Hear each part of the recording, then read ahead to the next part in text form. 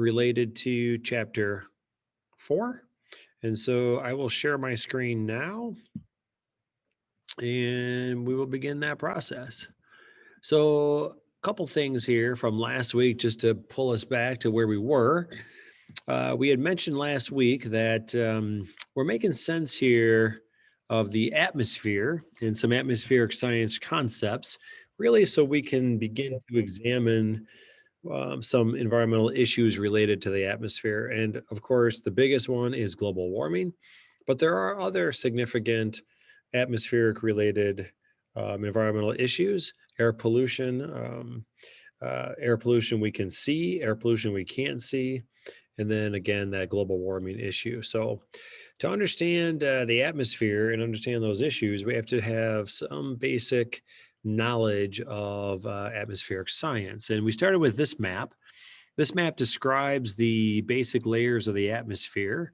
And you should know these layers, the 5 layers in order. The troposphere is the layer that we talk about the most because that's where we live. We live in the troposphere. Our environment is the troposphere. So the weather that we experience and all other atmospheric science related issues, pollution, etc., all of that for the most part takes place in the troposphere. The exception to that, that is very important, that we do talk about quite a bit, is this stratospheric layer that contains ozone. And we said ozone is important because ozone happens to be one of the gases in the atmosphere that does have the ability to absorb solar radiation, particularly radiation in the ultraviolet spectrum. We have evolved on planet Earth with that particular wavelength of radiation not being present. When we are exposed to that wavelength of radiation, it causes various cancers.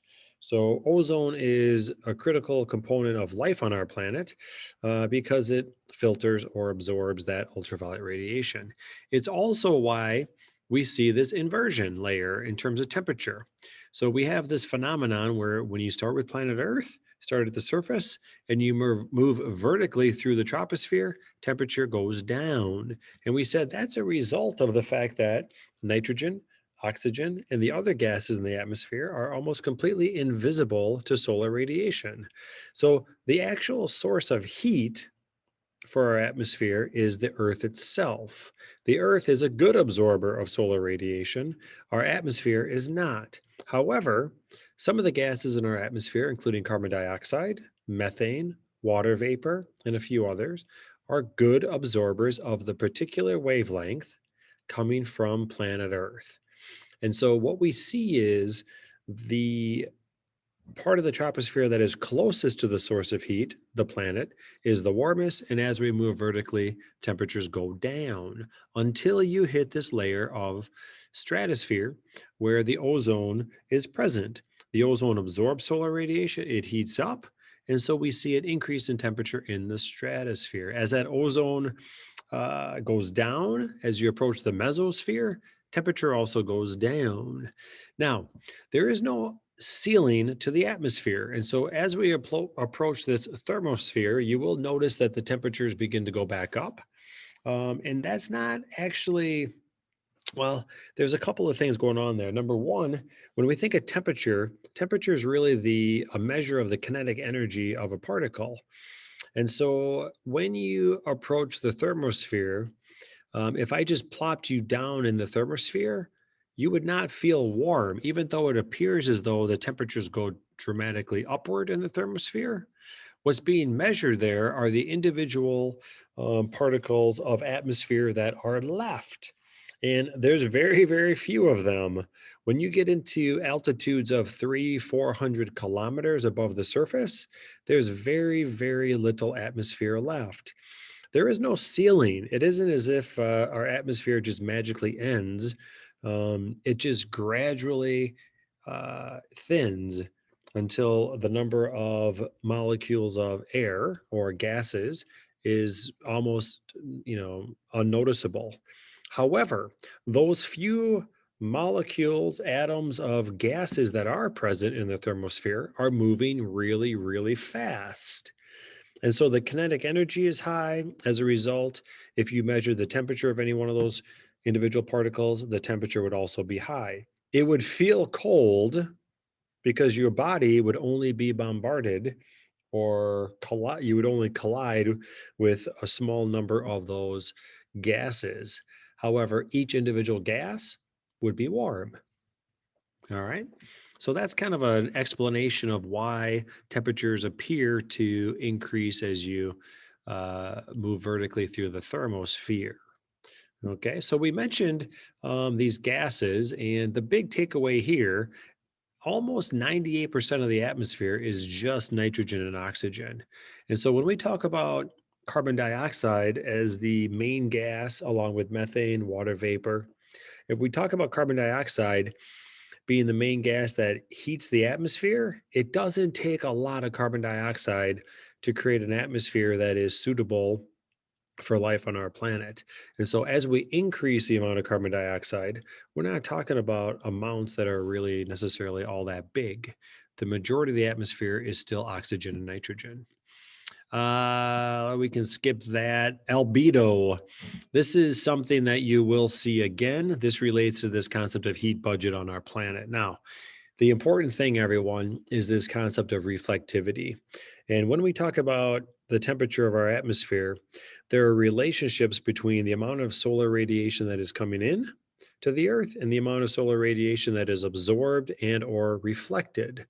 And so one of the things I want to just throw out here at this time is this concept of a feedback loop. So when we consider snow, we mentioned that snow has a very high albedo. Snow is very reflective. So I want you to think about this concept for a second. Currently on planet Earth, we have snow covered areas of the earth for large periods of the year, and in some cases, the entire year. And so, if we approach the poles, north and south, we have areas that are covered in snow. That snow is reflective. And so, when we talk about this concept of a feedback loop related to heat budget and albedo, those snow covered areas or glacial covered areas, ice caps, play a very important role in regulating temperature on our planet. So, here's the feedback. We know that a certain percentage of incoming solar radiation on our planet to our planet from the sun is reflected by the snow caps, the ice caps. So as you begin to melt those ice caps, less snow is reflected, more snow is absorbed, the earth heats up, the earth heats the atmosphere.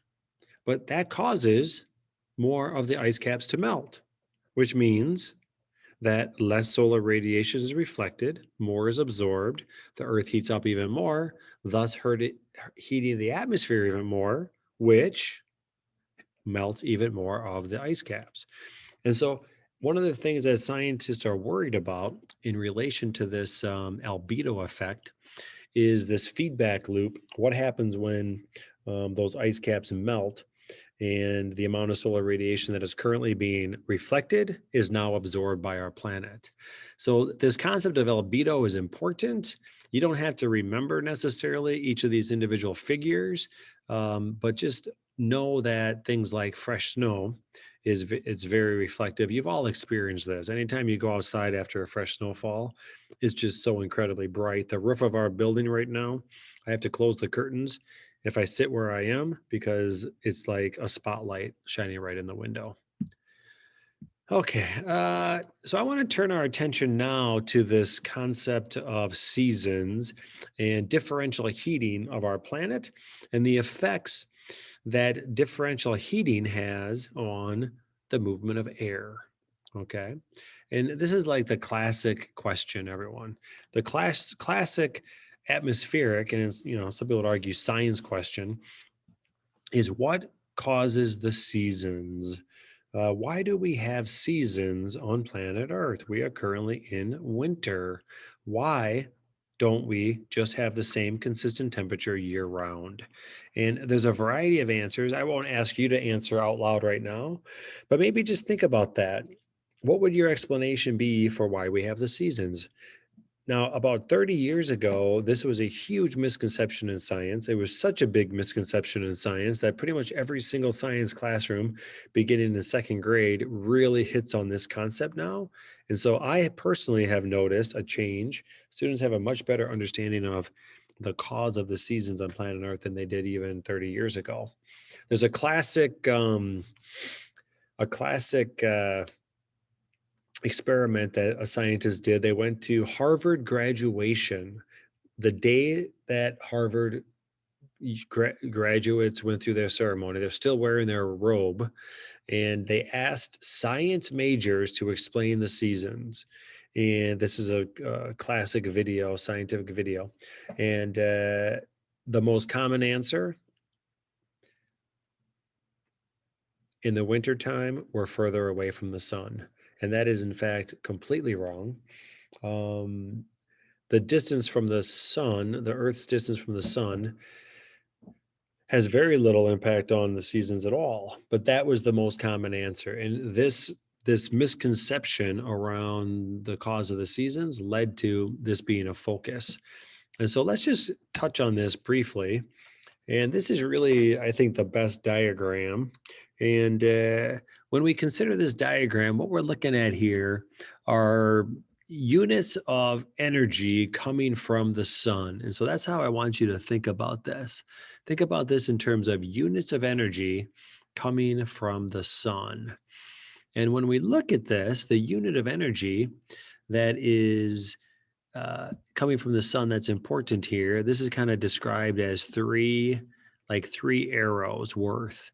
And the same amount of solar radiation is hitting the North Pole. And when you examine this, what you're seeing is an area on the Earth that absorbs that amount of solar radiation, and a different area at the North Pole absorbing the same amount of solar radiation. And so when you look at the area outlined on the surface of the planet, you have the same amount of radiation in the northern hemisphere spread over a larger surface area. So the intensity at any given point is less. The Earth heats up less. The Earth then radiates less heat at any given point. So the northern latitudes where the less direct sunlight is received is always going to have a lower temperature. So wherever the sun strikes the Earth most directly will have the highest average temperatures. And so that explains the role of a spherical Earth, okay? And the reason that this surface area is greater is because the angle that the sun's rays are striking the Earth is higher. And that explains this pattern from the equator as we move toward the North Pole, or the equator as we move toward the South Pole. It doesn't quite yet explain the seasons. If we just lived on a spherical Earth, then you would find the highest temperatures at the equator, the lowest temperatures at the poles, and it would be consistent for the entire 12 months of the year. The reason we have the seasons is related to the fact that the Earth is tilted 23.5 degrees. So when we consider the rotation of the Earth about an imaginary axis, imagine you could poke a long pole, like a broomstick, through from the North Pole all the way through the South Pole. Then the Earth would rotate around that broomstick. And the rotation is tilted 23.5 degrees. At this point in your educational careers, 23.5 degrees is a number you should probably remember. So it's because of that tilt that we see this differential heating and cooling from one season to the next. So this is our example of winter in the Northern Hemisphere. And this 23.5 degree tilt during our winter, that tilts us away from the sun.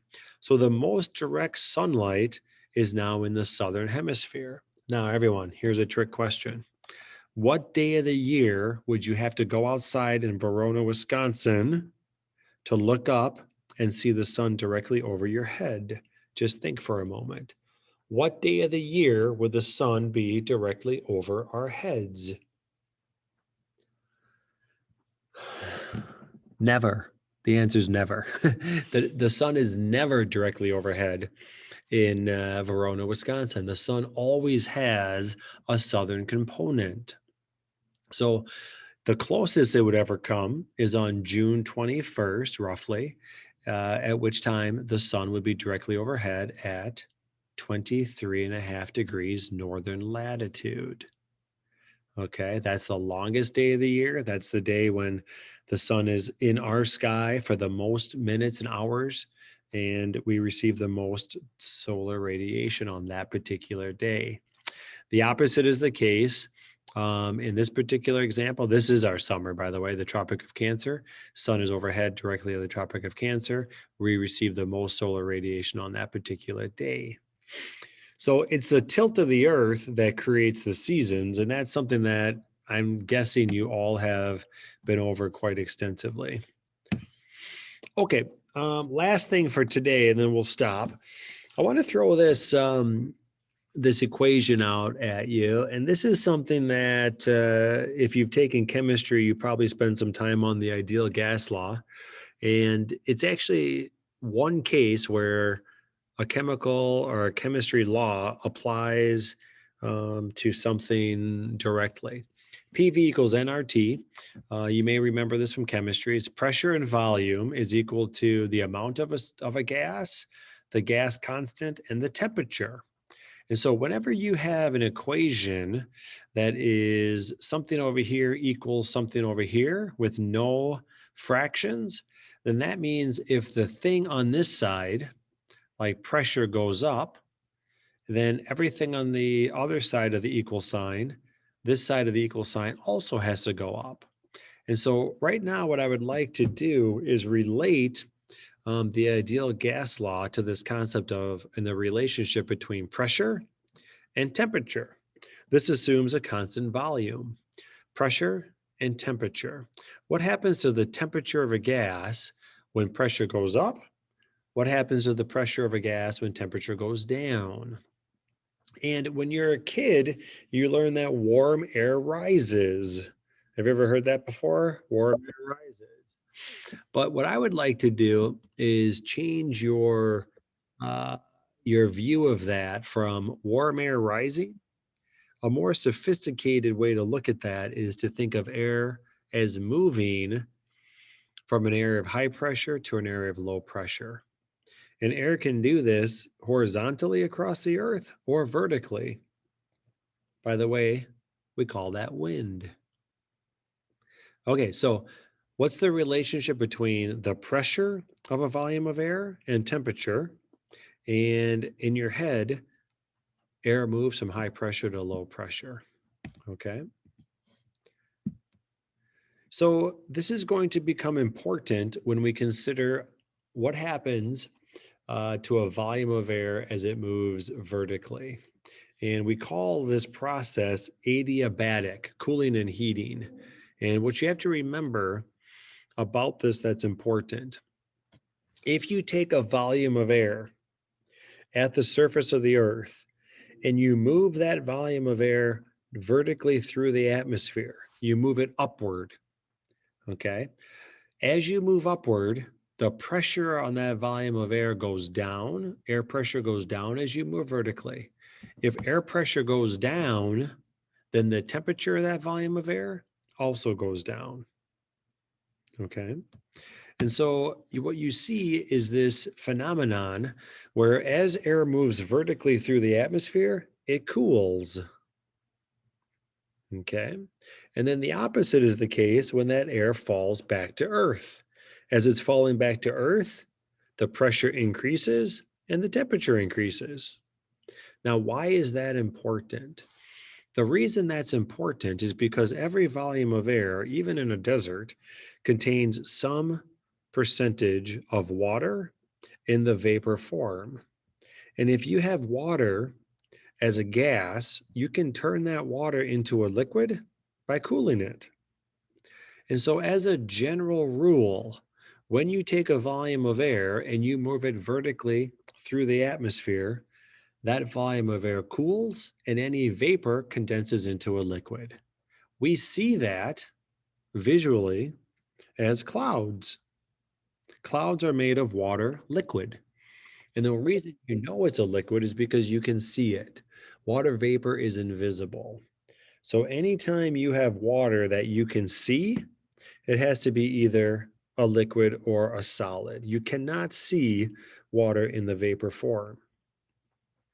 So, the reason that this concept is important is because what we're going to see when we talk about these patterns on our planet of circulation related to the heating of the surface of the earth, the impact that that heating has on the movement of air, the impact the movement of air has on where the moisture is dropped on our planet.